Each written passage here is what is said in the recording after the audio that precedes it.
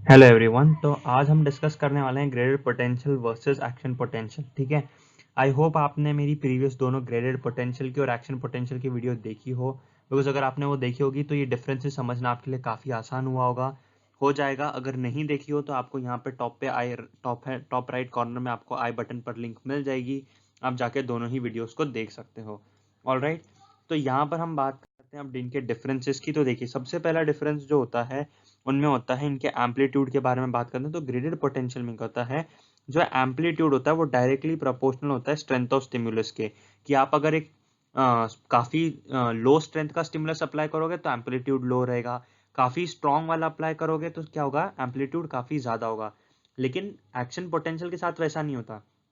Action potential ने आपने एक बार थ्रेशोल्ड टच कर दिया, उसके बाद आपका एम्पलीट्यूड सेम रहेगा irrespective of your strength of stimulus. मतलब अगर आपने एक सुप्रा थ्रेशोल्ड स्टिमुलस भी अप्लाई किया तब भी आपका जो एम्पलीट्यूड है वो क्या रहेगा, सेम रहेगा। ऑलराइट, है ना। तो दैट इज वेरी इंपॉर्टेंट कि अगर आपने अप्लाई किया तब भी वो क्या करेगा, इट इज रिमेन्स सेम। ठीक है, उसके बाद हम क्या देखते हैं, कंडक्शन। इसमें कैसा होता है, ग्रेडेड पोटेंशियल में डिक्रीमेंटल कंडक्शन। जैसे जैसे जब आपने जहां पर आपने स्टिमुलस को अप्लाई किया वहां से जैसे जैसे आप दूर जाओगे क्या होगा, उसके उसकी जो स्ट्रेंथ है वो डिक्रीज हो जाएगी। लेकिन वैसा एक्शन पोटेंशियल में नहीं होता। एक्शन पोटेंशियल में क्या होता है, थ्रू आउट सेम रहता है। हमने एक्शन पोटेंशियल की ओपनिंग डेफिनेशन के टाइम पर ही हमने कहा था कि ये थ्रू आउट एक्सॉन कहीं पर भी same amplitude same strength generate होती है, कोई चेंज नहीं होता। लेकिन ग्रेडेड पोटेंशियल में आप जितना दूर जाते हो उतनी क्या होती है, वो उसकी जो स्ट्रेंथ है, उसका जो एम्पलीट्यूड है, जो उसका इफेक्ट है, वो क्या होने सकता है, डिक्रीज होने लगता है। उसके बाद क्या होता है, ग्रेडेड पोटेंशियल में समेशन पॉसिबल है, एक्शन पोटेंशियल में समेशन पॉसिबल नहीं है। क्यों? क्योंकि आपका जो ग्रेडेड पोटेंशियल में होता है उसमें आपके पास कोई रिफ्रैक्टिव पीरियड नहीं होता, उसमें कोई रिफ्रैक्टिव पीरियड नाम की चीज नहीं होती। लेकिन एक्शन पोटेंशियल में रिफ्रैक्टिव पीरियड होता है ना। उसके बाद बात करते हैं नेचर की। तो ग्रेडेड पोटेंशियल कैसा हो सकता है, या तो डीपोलराइजिंग होगा या तो हाइपर पोलराइजिंग होगा, है ना। हमने कहा था या तो आप अगर एक पॉजिटिव, अगर आप उस मेम्ब्रेन को और नेगेटिव कर सकते हो या फिर आप उसको पॉजिटिव की तरफ ले जा सकते हो। You can do both, you can give it a depolarizing stimulus और you can give it a hyperpolarizing stimulus. हमने वीडियो में बात करी थी ग्रेडेड पोटेंशियल वाले में कि अगर आपको कोई अच्छी खुशबू आती है तो it's depolarising stimulus for you. But आपको हो सकता है कोई बदबू आए तो वो क्या हो सकती है, आपके लिए हाइपर पोलराइज कर देगा सेल अपने आप को, है ना।